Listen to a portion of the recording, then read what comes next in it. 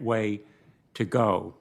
And he reaffirmed Eisenstadt v. Baird. I'm stunned that you're not willing to say an unequivocal yes, it was correctly decided, I would have been in the majority. Lawrence v. Texas, which held that the government cannot criminalize gay and lesbian relationships. Was it correctly decided? Senator Blumenthal, again, I've said throughout the hearing that I can't grade precedent, in the words of Justice Kagan, give it a thumbs up or a thumbs down. So you can't give me a yes or no answer. Again, forgive me for interrupting, but my time is limited. Well, Senator Blumenthal, I can't give a yes or a no, and my declining to give an answer doesn't suggest disagreement or agreement, and it certainly shouldn't suggest that I'm asking your legal position, Judge, not your moral position, not a policy position, not a religious faith position, a legal position. Correctly decided, Obergefell versus Hodges. Senator Blumenthal, every time you ask me a question about whether a case was correctly decided or not, I cannot answer that question because I cannot suggest agreement or disagreement with precedents of the Supreme Court. All of those precedents bind me now as a Seventh Circuit judge, and were I to be confirmed, I would be responsible for applying the law of stare decisis to all of them. But, Your Honor, think of how you would feel as a gay or lesbian American to hear that you can't answer whether the government can make it a crime for them to have that relationship, whether the government can enable people who are happily married to continue that relationship. Senator, think of how you would feel. Well, Senator, you're implying that I'm poised to say that I want to cast a vote to overrule Obergefell, and I assure you I don't have any agenda, and I'm not even expressing a view in disagreement of Obergefell. You're pushing me to try to violate the judicial canons of ethics and to offer advisory opinions, and I won't do that. Judge, you yourself wrote in 2016 an article that you co-wrote with John Nagel. It's called Congressional Originalism. Quote, a confirmation hearing answering hypothetical questions about the soundness of particular precedents is par for the course, end quote. It is par for the course because Americans want to know your legal positions on these issues, and they have a right to know.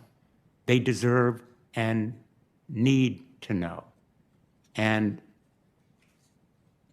I am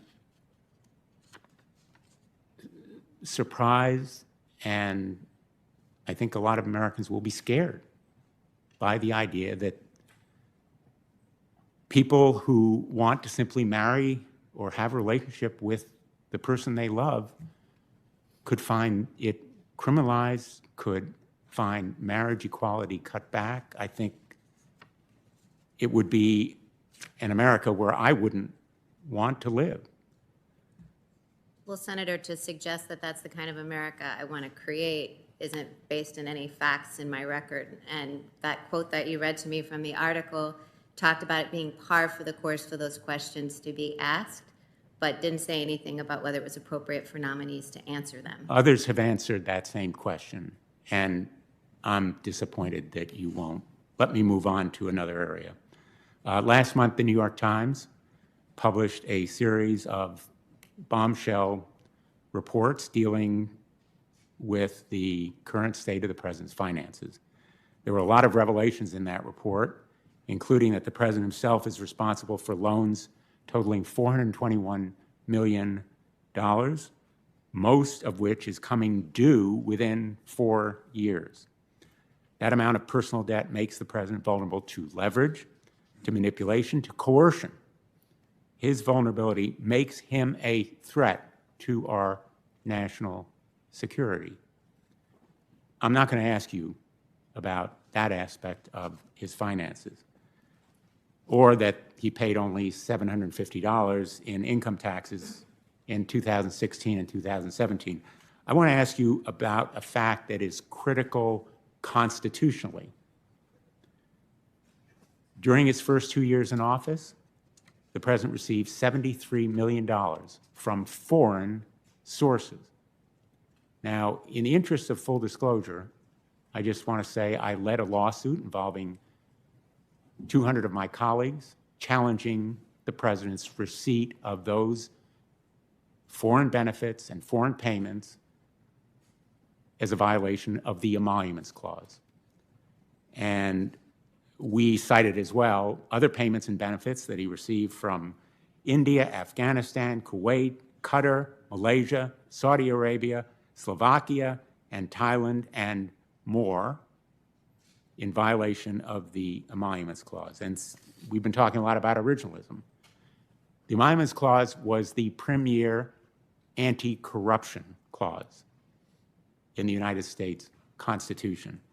As Edmund Randolph of Virginia said, specifically, the clause was intended to, quote, prevent corruption, end quote, by, quote, prohibiting anyone in office from receiving or holding any emoluments from foreign states, end quote. The lawsuit that I led was denied certiorari yesterday by the United States Supreme Court. The DC Circuit Court of Appeals ruled against us on the limited technical issue of standing. It didn't deal with the merits. I hope that you will keep in mind the danger of corruption and the need to give citizens standing to enforce laws that prohibit corruption. Nobody is above the law. You've stated that position very well. And enforcement of laws that prevent corruption is vital.